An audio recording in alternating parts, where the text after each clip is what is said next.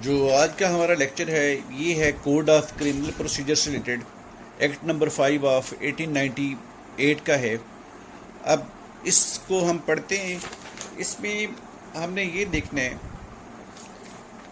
कि जो मैं समझता हूँ कि जो किसी भी लॉ के लिए सबसे ज़रूरी चीज़ होती है वो होती है इसकी डेफिनेशंस।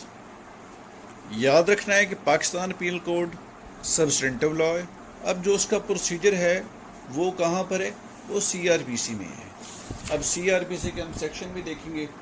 अब इन सेक्शन के बाद जो इम्पोर्टेंट सेक्शन है वो हम सारे के सारे करेंगे, पेपर के हवाले से करेंगे। बाकी जो कौन कौन से डिटेल सेक्शन हमने करने हैं, कौन कौन से इंपॉर्टेंट सेक्शन है, ओवरऑल सारी इंपॉर्टेंट है क्योंकि हमारे पास अब 100 डेज़ हैं तो हमने उस हवाले से सेक्शन करने हैं जो कि बहुत अहम सेक्शन होंगे आपके लिए भी, और पेपर के हवाले से भी वो सेक्शन काफ़ी अहम है। अब सबसे पहले हम शुरू करते हैं जी सेक्शन 1 से। अब सेक्शन 1 क्या है जी? Short title commencement. This act may be called the code of criminal procedure 1898 and it shall come into force on the first day of July 1898। सबसे पहले जो यूजुअली फर्स्ट सेक्शन होता है उसमें उस एक्ट का नाम दिया जाता है। अब इसका नाम क्या है? The code of criminal procedure 1898। और इसकी जो ऑपरेशन में कब आता है, कम इनटू फोर्स कब होता है, ये आता है फर्स्ट डे ऑफ जुलाई 1898 को।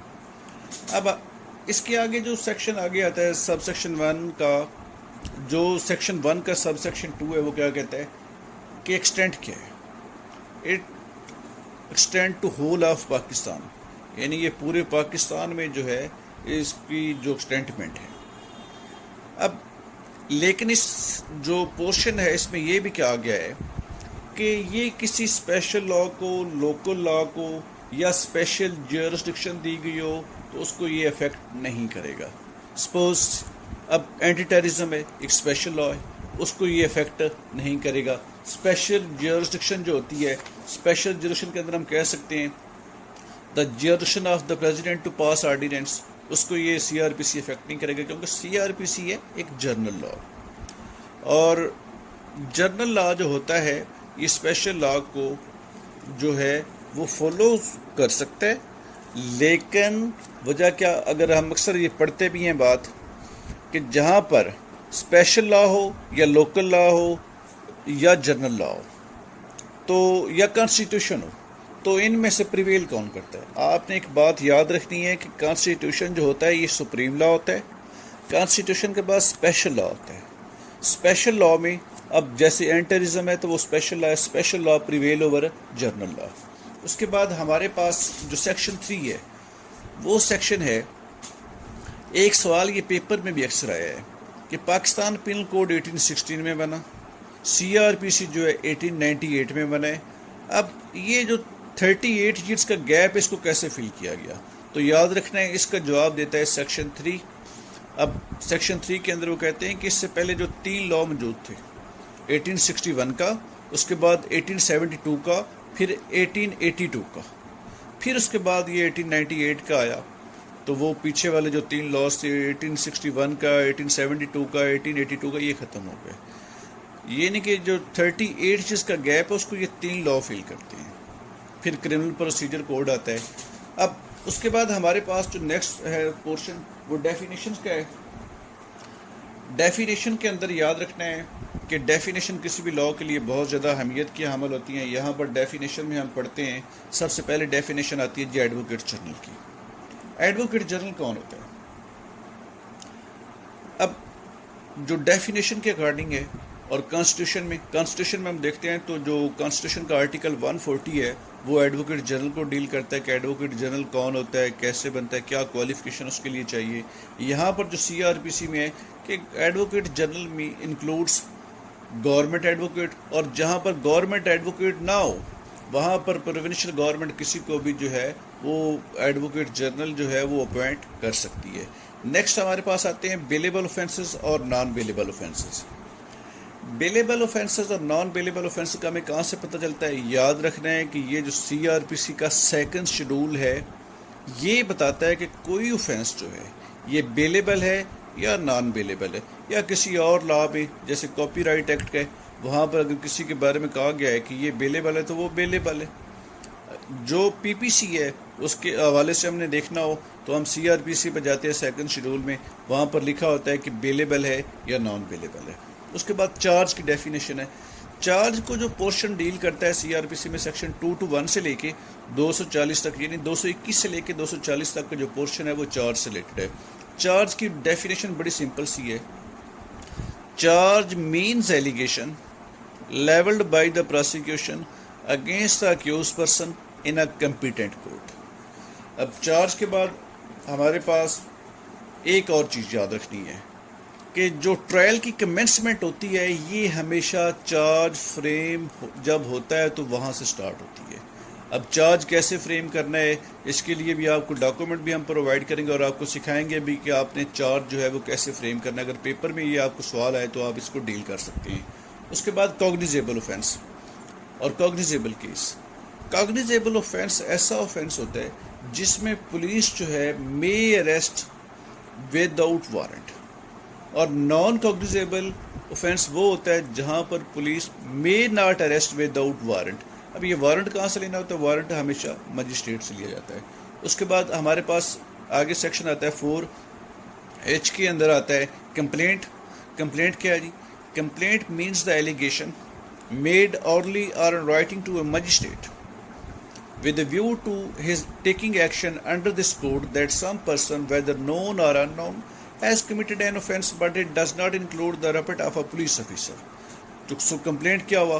पहले नंबर पे बात तो ये कि कंप्लेंट जो है एलिगेशन है। एलिगेशन या तो ये ऑरली होगा या इन राइटिंग होगा, और किसको किया जाएगा? मजिस्ट्रेट को। मजिस्ट्रेट को क्यों किया जाएगा? कि वो एक्शन ले इस कोड के तहत, और किसके अगेंस्ट एक्शन ले? उस शख्स के अगेंस्ट जिसको आप जानते हैं या नहीं जानते हैं कि उसने ऑफेंस की है। और साथ ही वो कहते हैं कि पुलिस ऑफिसर की जो रिपोर्ट होगी उसे कंप्लेंट नहीं कहा जाएगा। तो सिंपल वर्ड्स में हमने इसको देखा कि कंप्लेंट क्या होती है। कंप्लेंट हमेशा या तो ऑरली की जाती है या इन राइटिंग की जाती है। किसको की जाती है? मजिस्ट्रेट को। और क्यों की जाती है? कि वो एक्शन ले, और किसके अगेंस्ट एक्शन ले? उस शख्स के अगेंस्ट जिसको आप जानते हैं या नहीं जानते। जो सेक्शन 200 है वो आगे मज़ीद हम इसको देखेंगे कंप्लेंट के हवाले से, वो बड़े अहम सेक्शन है। उसके बाद कंप्लेन, आपने बात याद रखी, कंप्लेन का अर्थ कौन सकता है? जिस शख्स को भी जो हैविंग नॉलेज है, यानी any person having knowledge of the commission of offence may set the law in motion by complaint. ये इसके लिए हम कह सकते हैं कि हु मे कंप्लेन। उसके बाद हमारे पास जो नेक्स्ट डेफिनेशन आ रही है वो आती है जनाबे वाला हाई कोर्ट की। कि हाई कोर्ट क्या है? Highest court of criminal appeal और रिवीजन फॉर अ प्रोविंस। जो highest court of criminal appeal और रिवीजन होगी वो हाई कोर्ट होगी। आगे इंक्वायरी है। इंक्वायरी याद रखना है कि इंक्वायरी कौन करता है? जो इंक्वायरी होती है ये मजिस्ट्रेट करता है या कोर्ट करती है। अब किस लिए की जाती है? कि कुछ सच है या झूठ है वो डिटरमिन करने के लिए इंक्वायरी की जाती है। और जो इन्वेस्टिगेशन होती है वो याद रखना है कि वो हमेशा पुलिस करती है। और किस लिए करती है? For collection of evidence. उसके बाद हमारे पास जो नेक्स्ट डेफिनेशन आती है वो है इन्वेस्टिगेशन।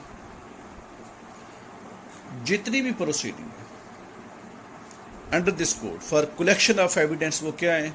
वो इन्वेस्टिगेशन में आती है। यानी कि जो प्रोसीडिंग इस कोड के तहत कलेक्शन ऑफ एविडेंस के लिए होंगी और कंडक्टेड बाय पुलिस होंगी, या ऐसा शख्स जिसको मजिस्ट्रेट ने ऑथोराइज किया होगा, वो क्या हो कि आप जो है एविडेंस कलेक्ट करो, वो क्या होंगी? इन्वेस्टिगेशन होंगी। 4 डेफिनेशन थी इसकी। और इसके बाद हमारे पास नेक्स्ट डेफिनेशन आ रही है जुडिशियल प्रोसीडिंग की। जुडिशियल प्रोसीडिंग जहाँ पर एविडेंस जो है may be legally taken on oath होगा वो जुडिशियल प्रोसीडिंग होगी। जुडिशियल प्रोसीडिंग की एग्जांपल हम जैसे कौन कौन से इंस्टांसेस होते हैं, जैसे सेक्शन 122 के तहत जुडिशियल प्रोसीडिंग होगी। जो सेक्शन जो प्रोसीडिंग अंडर सेक्शन 117 है वो क्या है? जुडिशियल प्रोसीडिंग है।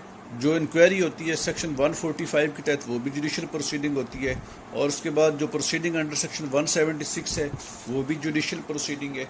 उसके बाद हमारे पास नेक्स्ट डेफिनेशन आती है जी मजिस्ट्रेट की। मजिस्ट्रेट जो है वो जुडिशियल मजिस्ट्रेट और also include special judicial magistrate, जिनको सेक्शन 14 और सेक्शन 12 में जो है अपॉइंट किया जाता है। आगे नॉन कॉग्निजेबल और नॉन कॉग्निजेबल केस के हम देख चुके हैं कि जहां पर police may not arrest without warrant. उसके बाद ऑफेंस की डेफिनेशन आती है 4O के अंदर।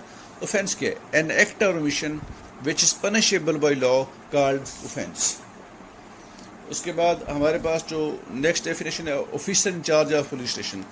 याद रखना है कि जो CRPC में officer in charge of police station होता है, जो शख्स भी above the rank of constable वो officer in charge of police station हो सकता है, अगर officer in charge of police station जो है वो किसी वजह से एब्सेंट है तो। उसके बाद हमारे पास प्लेस के लिए, प्लेस क्या होती है? जहाँ पर बिल्डिंग, वेसल, टेंट वगैरह वो प्लेस है। प्लीडर जो है जिसको ऑथोराइज किया जाता है कि केस कंटेस्ट करने के लिए, वो प्लीडर कहलाएगा। उसके बाद पुलिस स्टेशन है। पुलिस स्टेशन जो प्रोविंशियल गवर्नमेंट जो है स्पेसिफाई करती है किसी भी एरिया को कि ये पुलिस स्टेशन है, वो पुलिस स्टेशन कहलाएगा। उसके बाद पब्लिक प्रोसिक्यूटर है। पब्लिक प्रोसिक्यूटर के लिए तो वैसे एक्ट आ चुका है, प्रोसिक्यूशन एक्ट 2006, लेकिन यहाँ पर जो पब्लिक प्रोसिक्यूटर से रिलेटेड क्लाजेज हैं वो 4T है और सेक्शन 492 से लेकर 495 तक जो हैं वो पब्लिक प्रोसिक्यूटर को डील करते हैं। बाकी ये डेफिनेशन होगी हमारी CRPC की। बाकी जो इसकी डिटेल है वो नेक्स्ट लेक्चर में हम करेंगे। Thank you.